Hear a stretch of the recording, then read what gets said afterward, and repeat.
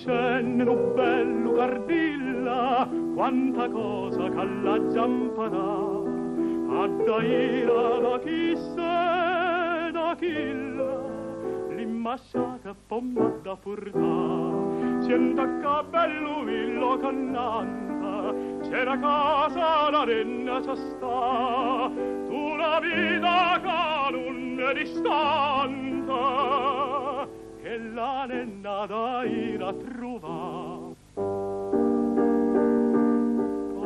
Palomella, sompe vola, addostare nella via, non fermarte per la via, volet sombatte là,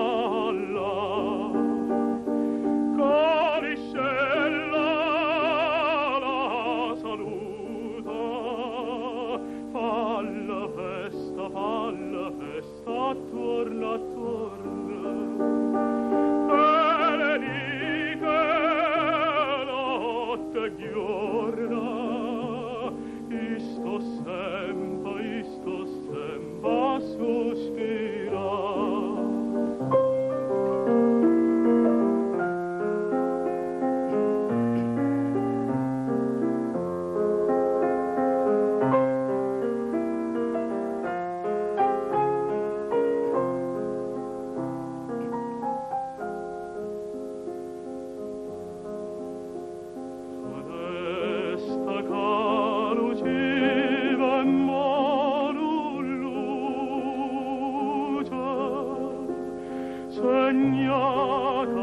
Si è pensato che l'autore della purissima melodia di Fnesta Calucive fosse niente meno che Vincenzo Bellini, ed effettivamente ascoltandola viene con facilità alla mente la sonnambula.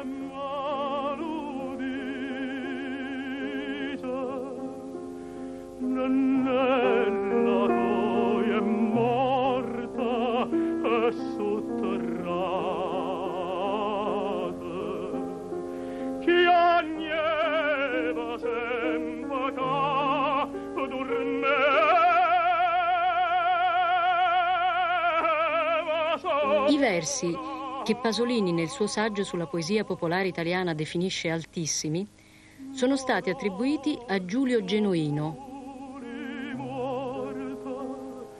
Accompagnata